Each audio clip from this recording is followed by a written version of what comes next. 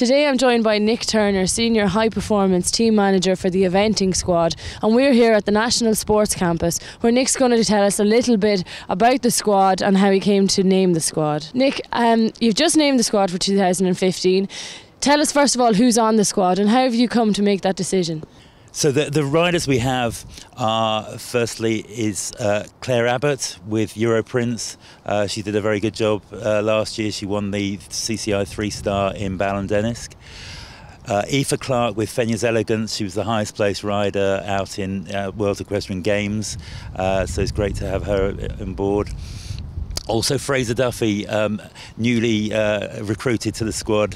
He changed nationality at the beginning of last year, and he has a lovely up-and-coming horse in Fernhill Revelation. Sarah Ennis, another from the World Equestrian Games squad last year with Horseware Stellar Rebound. Kieran Glynn with another young horse that did very well at Tatterstall's CCI last year, Kilossery Jupiter Rising. Mark Kyle with Jamila, young horse that went to the Leon Dorancher two years ago, and last year started doing his 3-star campaign. Joseph Murphy, another of the squad members from the previous Olympic Games and the World Equestrian Games last year. He's named with Sportsville Othello, Electric Cruise, and also a lovely young horse coming through, West Wind's Hercules. Austin O'Connor is another with a strong team of horses. He's named with Balam Houdini, Kilpatrick Knight and Ringwood, Mississippi. And lastly, Sam Watson with a promising horse coming through, Horseware Lukeswell. Nick, tell us a little bit about how you've come to this decision. You've worked it a little bit differently this year, I suppose, with Rio 2016 ahead, you've had to. Tell us about how you came to the conclusion.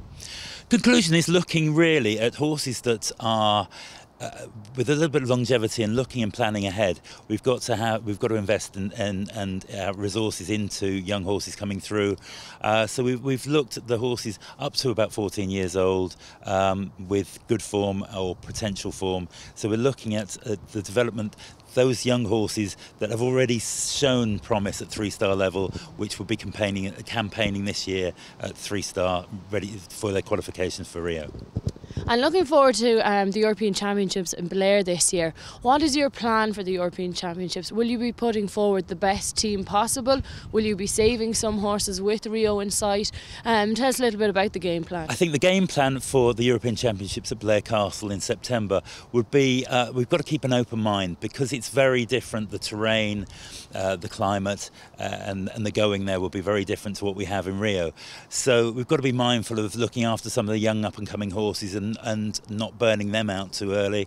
And although we have a named squad that we're aiming as the Rio squad, we may well be looking at some of those horses and riders that don't actually feature in that. So we're keeping a very open mind. And there'll be some very good campaigners that we've utilised in the past that have been part of the Irish team that we may be calling on again. And looking forward, the season is fastly approaching, and of course with that is badminton horse trials. Will we have a strong Irish contention in badminton? This year being very different. I think there's some riders that are very keen to go. We haven't got a big number of horses and riders planning on going for the simple reason that they've got to get their Olympic qualifications, and some of them are taking a slightly softer option but actually a more realistic option. We need to look after these horses and just get as many horses as we can qualified for Rio next year. So there's two options of qualifying for Rio. From January the 1st this year through till June next year, they have the option of one CCI 4-star, Badminton, Burley, Poe, Kentucky, Lamoulan.